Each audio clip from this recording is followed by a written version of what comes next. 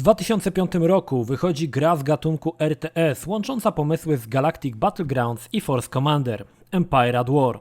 Fabuła osadzona przed epizodem 4 po stronie rebeliantów opowiada o tworzeniu Gwiazdy Śmierci przez Imperium. Dodatkowo dowiemy się o powstaniu X-Wingów oraz o wyzwoleniu Kashyyyk. Fabuła kończy się bitwą o Yavin. Po stronie Imperium czasowo gra działa się w tych samych momentach, choć pojawiały się misje bardziej znane z dużego ekranu, jak przejęcie planów Gwiazdy Śmierci przewożone przez księżniczkę Leię. Gra oferowała grafikę całkowicie w 3D, a misje nie ograniczały się tylko do walk na planetach, ale i przenosiły się w przestrzeń kosmiczną. Dobrym pomysłem były bonusy za podbijanie niektórych planet, na przykład zmniejszenie kosztów produkcji statku o 25%. Gra przypominała trochę zabawę w sandboxa, gdyż misje nie musiały być wykonywane jedna po drugiej, a w dowolnej kolejności. W tytule pojawiały się oczywiście znajome postacie jak Obi-Wan Kenobi czy Darth Vader, które zazwyczaj były niezwykle potężne i potrafiły przeważyć bitwę na naszą korzyść. Gra naprawiała błędy z Force Commander. Sterowanie było intuicyjne, jednostki poruszały się sprawnie i ku uciesze wielu starszych graczy powrócono do starej trylogii. Do dziś uważana jest za bardzo ciekawą pozycję strategiczną z serii Star Wars. Niedługo po premierze ukazał się oficjalny dodatek Forces of Corruption. Rok po pierwszej grze z klockami Lego osadzonych w uniwersum pokazała się część druga. Tym razem akcja przenosiła nas do czasów oryginalnej trylogii, dzięki czemu nawet starsi gracze chętnie próbowali swych sił w przygodzie. Akcja umiejscowiona była na przestrzeni epizodów 4, 5, 6. Sama formuła nie zmieniła się zbytnio, choć oferowała parę nowości, m.in. poruszanie się pojazdami, specjalne umiejętności dla każdej postaci, których do odblokowania tym razem było aż 114. Gra oferowała abstrakcyjny humor w cutscenkach, gdzie postacie nie wymawiały słów i odgrywały na swój sposób znane sceny z filmu. Jednak była to bardzo prosta produkcja, a formuła Lego narzucała jej infantylność, choć pomimo tego znakomita większość fanów bawiła się świetnie. Kolejny tytuł od THQ, ponownie na telefony komórkowe. Gra działa się podczas epizodu 3, a naszym bohaterem był Obi-Wan Kenobi, który miał za zadanie pokonanie generała Grievousa. Gra oferowała 5 poziomów widzianych od góry, w trakcie których poruszaliśmy się m.in. na Boga, starając się złapać Grievousa, jednocześnie wykorzystując moc Jedi oraz unikając ostrzału przez lasery. Pierwsza gra z uniwersum wydana ekskluzywnie na konsole przenośne, PSP oraz NDS. Gra przenosiła nas w czasy przed Nową Nadzieją. Wcielaliśmy się w żeńską bohaterkę Riannę Saren z rasy Twi'lek, najemniczkę, która podejmuje się zadania zdobycia planów Gwiazdy Śmierci. W grze zagościł Kyle Katarn, który zlecał jedną z misji. Pojawiali się także Boba Fett oraz księżniczka Leia. Tytuł był typową strzelaniną, w tym wypadku bez użycia mieczy świetlnych, choć pojawiały się poziomy oferujące inną mechanikę, na przykład na Mustafar, gdzie lecieliśmy nad lawą trzymając się droida. Cały czas głównej bohaterce towarzyszy latający android Zio, z którym Rihanna musiała współpracować przy kolejnych misjach. Gra z racji, że była wydana na konsole przenośne, nie olśniewała grafiką, jednak w miarę rozsądne sterowanie, klasyczni szturmowcy, parę znajomych twarzy sprawiało, że grało się przyjemnie, choć wybór głównej bohaterki nie był zbytnio trafiony. Kolejna gra na konsolę przenośną, tym razem ekskluzywnie na PSP. Był to spin-off gry Battlefront. Choć gra stawiała na rozgrywkę multiplayer aż do 16 graczy, znalazła się tutaj też kampania singlowa, która przetaczała się przez 11 bitew. Tytuł starał się być pełnoprawnym, kieszonkowym Battlefrontem, więc podczas bitw działaliśmy nie tylko na terenie planety, ale i w kosmosie. Fabuła kampanii singlowej obracała się wokół Renegade Squadron, któremu od czasu do czasu wydawał rozkazy sam Han Solo. Wśród możliwych do rozegrania scenariuszy nie było zaskoczenia. Obok nieśmiertelnych Hoth, Yavin i Endoru pojawiły się misje w Word Mantell czy Sulust. Jednak gra nie zdobyła popularności przez uciążliwe sterowanie, szczególnie w bitwach kosmicznych. Gra była kalką Battlefronta z dużych konsol i nie wprowadzała nic nowego, choć graficznie kieszonkowy Battlefront wyglądał znakomicie. THQ wprowadza kolejną grę na telefony komórkowe, tym razem opartą na Imperium kontratakuje. W grze mogliśmy powtórzyć kluczowe momenty z filmu. Oprócz poziomów typowo latanych, gdzie zasiadaliśmy za sterami Sokoła Millennium czy Snowspeedera, były też poziomy chodzone, gdzie jako Luke Skywalker walczyliśmy ze szturmowcami, czy też skakaliśmy po platformach na Dagobah. Tytuł był typowym przedstawicielem gier mobilnych, umożliwiającym rozegranie szybkich, niezobowiązujących sesji. Po grach, które niezbyt spełniały oczekiwania fanów, nadszedł czas na duży, poważny tytuł. Force Unleashed, wydany na większość konsol, miał łączyć ze sobą obie trylogie. Głównym bohaterem został Starkiller, który nosił imię Luke'a Skywalkera z początkowej wersji scenariusza Gwiezdnych Wojen. Starkiller był uczniem samego Lorda Vadera, a jego zadaniem było likwidowanie kolejnych rycerzy Jedi, jednocześnie pozostając w ukryciu przed Imperatorem. Bohater oczywiście w końcu zaczynał wątpić w ideę Imperium i odkrywał w sobie jasną stronę mocy. Akcję widzieliśmy z perspektywy trzeciej osoby, a przed nami stał szereg misji na zróżnicowanych planetach. Cieszył fakt, że na ekranie przewijały się znane postaci oraz pojazdy. Jednak prawdziwym bohaterem gry był silnik, Euphoria, przygotowany przez Natural Motion. To dzięki niemu mogliśmy ciskać wrogami na wszystkie strony używając mocy, a one zachowywały się zgodnie z zasadami fizyki. Graficznie gra wyglądała znakomicie, system walki mieczami oraz komba były łatwe do opanowania, a zarządzanie mocą dobrze wplecione w mechanikę. Gra okazała się strzałem w dziesiątkę i została najszybciej sprzedającą się grą ze stajni Lucasa. Choć ortodoksyjni fani narzekali na niektóre nieścisłości lub mocno naciągane sytuacje, jak ta, kiedy Starkiller mocą sprowadza z orbity Gwiezdny Niszczyciel. 2 lata później została wydana edycja Sith, zawierająca główną kampanię, jak i dodatkowe epizody pokazujące, jak Starkiller został uczniem Vadera. Tak czy tak, gra okazała się całkiem udanym projektem i gracze z ciekawością wypatrywali części drugiej. Pierwszy Star Wars Force Unleashed. Muszę przyznać, że byłem mocno nahypowany na tą grę. Przypominam, że gra ukazała się w początkowym stadium życia PlayStation, także było to coś naprawdę niesamowitego. Zwłaszcza, że z pierwszych trailerów podobało mi się to, że po iluś tam grach, takich popierdółkach z epizodu 1-3 nareszcie wracamy do starych, dobrych szturmowców w białych uniformach, do Lorda Vadera i całej tej ekipy z klasycznej trylogii. To mi się strasznie podobało i te pierwsze trailery wyglądały naprawdę zacnie.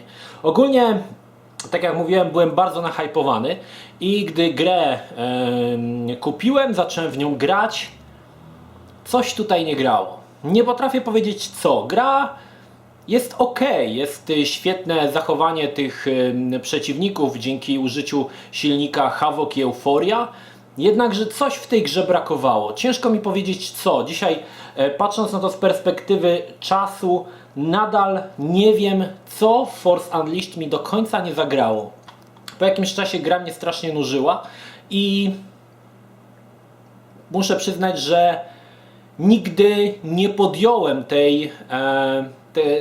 nie podjąłem się ponownego ukończenia Force Unleashed. Skończyłem ją tylko raz, odłożyłem na półkę i już nigdy więcej do tej gry nie wróciłem. Oznacza to, że po prostu gra nie do końca mi może podeszła. Niektórzy krytykowali przeróżne dziwaczne akcje, które się pojawiały w Force Unleashed, między innymi ściągnięcie z orbity Star Destroyera, Gwiezdnego Niszczyciela. Ja muszę przyznać, że akurat te elementy jakoś nie specjalnie mnie raziły. Fakt faktem, nie jestem ortodoksyjnym fanem i ogólnie spoko. Nie mogę powiedzieć, że było to bardzo widowiskowe i całkiem muszę przyznać, że przyjemnie się oglądało. Niemniej jednak sama gra wypadała w mojej opinii tak mocno średnio i przez to nie przeszła w mojej jakiejś prywatnej historii gier Star Wars jakoś taki tytuł, który nie warto do dzisiaj pamiętać. Wydane wyłącznie na Nintendo Wii, Lightsaber Duel skupiało się na pojedynkach 1 na 1 na miecze świetlne. Gra była osadzona w realiach serialu animowanego Clone Wars. Do wyboru było 10 postaci, wśród których znalazł się Luke Skywalker, Obi-Wan, Generał Grievous czy Mace Windu. Walki toczyły się na niewielkich arenach, a gracz oprócz miecza mógł używać mocy Jedi. Tytuł starał się powrócić do mechaniki znanej z Masters of Terraskazji. Jednak i tym razem nie został zbyt przychylnie przyjęty przez fanów, którzy zarzucali, że jest to typowa produkcja na filmowej licencji, gdzie po prostu wrzucono znanych bohaterów, licząc na łatwy zysk związany z popularnością serialu. Drugim tytułem opartym na serialu Clone Wars było Jedi Alliance, wydane jedynie na Nintendo DS. Gracz dobierał 2 postacie z dostępnych, gdzie każda z nich posiadała unikalne możliwości, umożliwiające odkrywanie kolejnych sekretów. Gra oprócz walki oferowała łatwe do rozwiązania zagadki. Przed nami stał szereg misji rozgrywających się na różnych planetach. Znalazły się m.in. Coruscant czy Dathomir. Tytuł należał do tych bardziej udanych i fani serialu dość ciepło przyjęli grę osadzoną w lubianym uniwersum. Po 2 grach na Nintendo przyszedł czas na pozostałe konsole. Gra ponownie wracała do serialu Clone Wars i działa się pomiędzy pierwszym a drugim sezonem. Do wyboru były 23 postacie, większość nigdy nie pokazana wcześniej, a ilość postaci zależała od konsoli, na której odpalało się grę. Przed nami stało około 40 zróżnicowanych misji. Niektóre były typowo platformowe, zręcznościowe, inne ukierunkowane na strzelanie. Jednak gra została zmiażdżona przez recenzentów za złe sterowanie, nieciekawy gameplay, nudę oraz problemy z kamerą. Wydane jedynie na iOS, Trench Run był prostą grą zręcznościową, gdzie jako piloty X-Winga braliśmy udział w ataku na Gwiazdę Śmierci, jak i w finalnym korytarzowym locie prowadzącym do jej zniszczenia. Gra oferowała prosty arcade'owy model znany jeszcze z lat 80. Do sterowania używaliśmy żyroskopu w telefonie i na jak taki mały tytuł sprawiał on sporo frajdy. Kieszonkowy Battlefront atakuje ponownie. Wydany jedynie na PSP i Nintendo DS pozwalał nam się wcielić w jednego z klonów, który brał udział we wszystkich ważniejszych bitwach od wojny klonów aż do powrotu Jedi. Był to pierwszy Battlefront, który w ramach jednego scenariusza pozwalał przenosić się z powierzchni planety na orbitę, gdzie wciąż trwała walka. W ciągu 12 poziomów spotykaliśmy znane z uniwersum postacie i pojazdy. Dodatkowo wprowadzono niespotykany dotychczas w serii poziom kustomizacji naszego bohatera. Gra jednak była wierna Battlefrontowej idei i oferowała dokładnie to, czego oczekiwali gracze. Kolejny MMORPG, tym razem osadzony w realiach serialu Clone Wars. Gracze tworzyli swoją postać, a następnie brali udział w licznych misjach i minigrach. Tytuł oferował zróżnicowaną mechanikę, raz walczyliśmy na powierzchni planety, innym razem poruszaliśmy się statkiem w paśmie asteroidów. Braliśmy też udział w pojedynkach 1 na 1 oraz mogliśmy rozegrać sesję Tower Defense. Samych minigier było ponad 30. Gra oferowała model free to play, jednak za lepsze przedmioty i miecze świetlne płaciło się realnymi pieniędzmi. Jednak to nie przeszkodziło 10 milionom fanów zarejestrować się w grze. W 2014 roku Sony jednak wyłączyło w końcu serwery z grą. Druga część Force Unleashed opowiadała dalsze dzieje Starkillera. Wprowadzono parę zmian, m.in. pojawiło się trochę więcej zagadek oraz możliwość walki 2 mieczami naraz. Osadzona 6 miesięcy po wydarzeniach z pierwszej części, skupiała się bardziej na osobistej historii Starkillera, który próbuje zrozumieć, kim jest oraz podąża za swoją miłością Juno. Za swoim dawnym uczniem podąża natomiast Vader, który wynajmuje Boba Fetta, który ma go wytropić. W tytule ponownie przewija się mnóstwo znanych i lubianych postaci z filmów. Wspomniany Boba Fett i Vader, ale zaliczymy też spotkanie z Jodą na Dagobah. Warto wspomnieć, że gra wyjaśnia niektóre fakty związane z filmowymi pierwowzorami. Gracz mógł też opowiedzieć się za jasną lub ciemną stroną mocy, prowadzącymi do jednego z 2 zakończeń. Do symulacji postaci pobocznych ponownie wykorzystano silnik Euphoria. Pojawiła się dodatkowo możliwość niszczenia otoczenia w większym stopniu niż poprzednio. Gracze jednak nie byli już tak optymistycznie nastawieni jak przy części pierwszej. Gra sprzedała się poniżej oczekiwań. Krytykowano powtarzalność, słabiutką fabułę oraz to, że Starkiller od początku był zbyt potężny, co mocno upraszczało rozgrywkę. Force Unleashed 2 miało troszkę trudniejsze zadanie, oczywiście pod kątem mojej osoby. Nie dość, że musiało ponownie przekonać mnie do siebie, dodatkowo jeszcze gra musiała być lepsza. Wielu fanów, wielu znawców tematów gwiezdnowojnowych uważa, że druga część jest lepsza. Gorsza. Ja na przekór powiem, że według mnie druga część jest lepsza. Lepiej mi się grało. Przede wszystkim cieszyły postacie, które zostały wplecione w historię. I chociaż te postacie troszkę spotkanie z nimi nie było może jakoś uwarunkowane fabularnie, jak na przykład spotkanie z Jodą, to jednak to, że one się pojawiły na ekranie, bardzo mi się podobało. Przede wszystkim dodano możliwość walki 2 mieczami, co też muszę przyznać, że wprowadzało pewną innowację, dzięki temu pojedynki stawały się troszkę bardziej, można powiedzieć, dynamiczne. Sama gra, tak jak mówię, nie mogę powiedzieć, że mi się nie podobała. Bardziej mi się podobała od pierwszej części, aczkolwiek nie był to tytuł, nad którym mógłbym powiedzieć, ach, jakie to fajne. Raczej to był nadal ta średnia półka, jednakże o oczko wyżej od części pierwszej. Parę oczywiście tutaj elementów można się zastanowić, czy było ciekawych, czy nie. Natomiast ogólnie jako taka gra wypadała według mnie całkiem ok. Pod względem fabularnym jednakże tytuł sporo kulał. Tutaj trzeba przyznać, że pierwsza część miała lepszą fabułę, bo zapowiadała jakąś tajemnicę,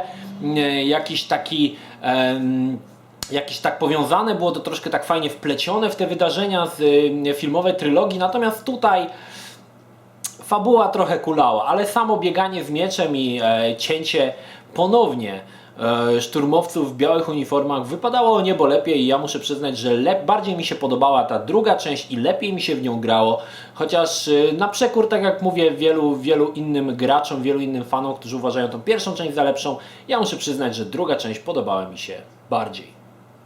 Kolejna gra mobilna na system iOS, która o dziwo, podobnie jak Trench Run, była dosyć dobra. Zasiadaliśmy w kokpicie strzelca w Sokole Millennium, a naszym celem było niszczenie kolejnych fal TIE Fighterów. Także mogliśmy zaatakować Gwiezdny Niszczyciel. Gra była prostą aplikacją, jednak posiadała jedną oryginalną cechę. Mogła korzystać z oszukanej rzeczywistości rozszerzonej, przez co walka z TIE Fighterami mogła odbywać się u nas w domu lub w dowolnym miejscu. Ponowna kooperacja Lucasa z LEGO zaowocowała grą osadzoną w realiach serialu animowanego. Starano się odświeżyć trochę formułę, wprowadzając grę podzieloną na teamy, czy też proste elementy gier strategicznych, gdzie prowadziliśmy do boju ogromne armie droidów. Zaimplementowano także cechy z Battlefront i od teraz LEGO ludki mogły wysiąść ze statku i kontynuować przygodę na piechotę. Do wyboru finalnie było 115 postaci, które posiadały różne umiejętności. Sama gra skierowana była głównie do młodszych wielbicieli serialu. Jak poprzednie gry z logiem LEGO, ortodoksyjni fani tego typu tytuły pomijali. Także krytycy nie byli łaskawi, choć pomimo dość niskich ocen w recenzjach, gra rozeszła się w ponad 4 milionach kopii. BioWare wraca z grą MMORPG, która jest kontynuacją Knights of the Old Republic. Jest to w tamtym czasie najdroższa gra na świecie, której budżet przyćmiło jedynie GTA V. Osadzona 300 lat po rycerzach Starej Republiki, a 3,5 tysiąca lat przed wydarzeniami z filmu. Gracz opowiada się za jedną ze stron Imperium Sithów albo Galaktyczną Republiką. Jednak ciekawostką było to, że nie wymuszało to ciemnej lub jasnej strony mocy. Na przykład bohater Republiki mógł należeć do ciemnej strony mocy. Wszystko rozbijało się o moralność gracza. Do wykonania były misje polegające na walce i eksploracji kilku planet, m.in. Hoth, Tatooine, Alderaan. W 2013 roku wraz z kolejną aktualizacją wprowadzono bitwy kosmiczne. Dotychczas wydano 4 rozszerzenia, a w 2015 roku ma wyjść 5. dodatek Knights of the Fallen Empire. Gra zyskała ogromny rozgłos i przychylność fanów i krytyków. Do dziś gra w nią około 2,5 miliona graczy, a sam tytuł przynosi zyski rzędu 165 milionów dolarów. Gra na dzień dzisiejszy oferuje model free-to-play. W 2012 roku ekskluzywnie na konsolę Xbox 360 powstaje Kinect Star Wars, który ma korzystać z dobrodziejstw sensora ruchowego i tym razem wprowadzić mechanikę gry na nowy poziom. Pomysł był ciekawy. Wykorzystując własne kończyny, gracz miał symulować machanie mieczem czy używanie mocy. Gra osadzona gdzieś po wydarzeniach z epizodu pierwszego składała się z 5 minigier. Wśród nich znalazło się sterowanie rankorem, wyścigi podracerów, taniec czy pojedynki na miecze. I choć gra skierowana była głównie dla dzieci, krytycy nie pozostawili żadnej wątpliwości. Był to absolutny gniot. Na kanwie pomysłu gry Angry Birds powstaje klon oparty o uniwersum Star Wars. Oryginalne postacie ptaków i świń zostały podmienione na postacie z filmu. Sens się nie zmienił, stworzono nowe plansze osadzone w Star Warsowym świecie. Tutaj też widać, jak misternie budowane uniwersum Gwiezdnych Wojen powoli zaczyna rozmieniać się na drobne, a gry są zaledwie cieniem tytułów sprzed paru lat. Główny nacisk jest położony na gry komórkowe i produkcje dla dzieci, co sprawia, że ortodoksyjni fani nie mogą znaleźć dla siebie nic i ten stan rzeczy będzie się pogłębiał przez kolejne lata. Battle Orders to gra powstała we współpracy z LEGO, dostępna na iOS jak i w przeglądarce. Polegała na podbijaniu kolejnych planet oraz prostym zarządzaniu surowcami. Od mistrzów pinballa Zen Studio gracze dostają stoły utrzymane w konwencji Gwiezdnych Wojen. W sumie ukazuje się około 11 stołów dedykowanych lubianym postaciom jak Vader, Han Solo, Boba Fett, ale także poświęcone każdemu filmowi z klasycznej trylogii. Znalazły się też stoły powiązane z serialem CGI.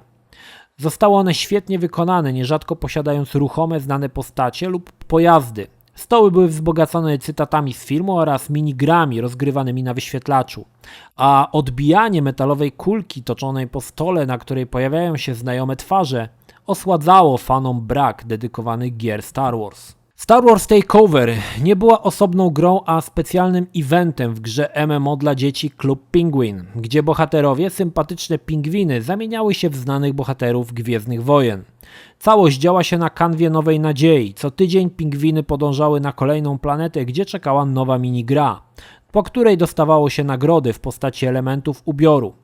Gra kończyła się atakiem na Gwiazdę Śmierci. Druga część Angry Birds, osadzona w świecie Gwiezdnych Wojen, wprowadzała jedną zasadniczą zmianę. Można było grać nie tylko po stronie Republiki, ale i Imperium.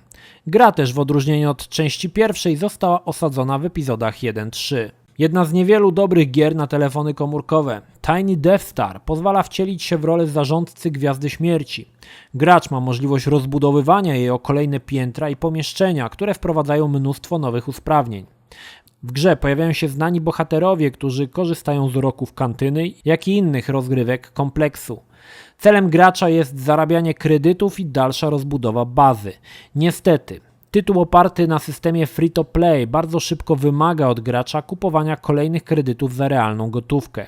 Choć trzeba przyznać, że jest to jedna z ciekawszych propozycji mobilnych, w jakie mogli zagrać gracze przez ostatnie lata. Kolejna gra mobilna we współpracy z LEGO wykorzystywała serię zabawek Microfighters. Tytuł był typową strzelanką, gdzie poruszając się jednym z 6 pojazdów, lecieliśmy w górę ekranu, strzelając do nadlatujących wrogów i zbierając bonusy. Gra nie oferowała nic, co mogłoby zaskoczyć.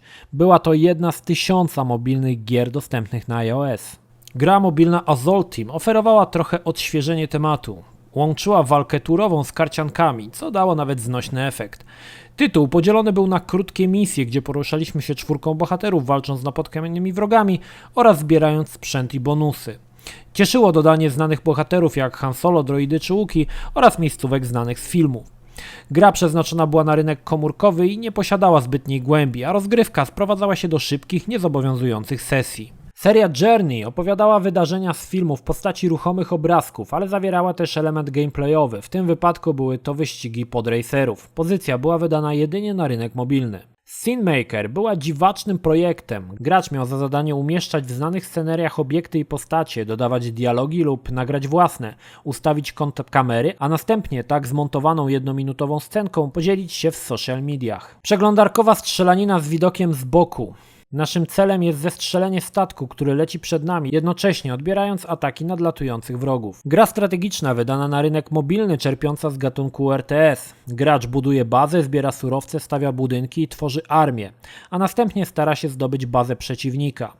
Tytuł umożliwiał wprowadzenie do walki bohaterów znanych z filmów. Jak na grę mobilną, oferował całkiem przyjemną grafikę i animację pojazdów. Oparta na miniserii LEGO Yoda Chronicles, gra stworzona na rynek mobilny oferowała 12 zróżnicowanych poziomów. Znalazła się misja na chod, bitwy w przestrzeni kosmicznej, jak i poziomy chodzone. Kolejna gra przeglądarkowa na podstawie kolejnego serialu CGI Rebels. Tym razem gra turowa, gdzie jako główny bohater serii pokonywaliśmy szereg misji, aby w końcu zmierzyć się z admirałem Aresko. Ponownie gra wydana na rynek mobilny, tym razem klon gier typu Tower Defense, gdzie bronimy bazy przed najeźdźcami. Gra oferowała rozgrywkę po obu stronach mocy, jak i rozciągała się na wszystkie części filmowego pierwowzoru. Druga część interaktywnej książki, tym razem poświęcona zemście Sithów. W grze były minigry, jednak jej główna zawartość to ruchome obrazy wzbogacone głosem lektora. Pingwiny atakują drugi raz, ponownie w grze MMO dla dzieci Club Penguin.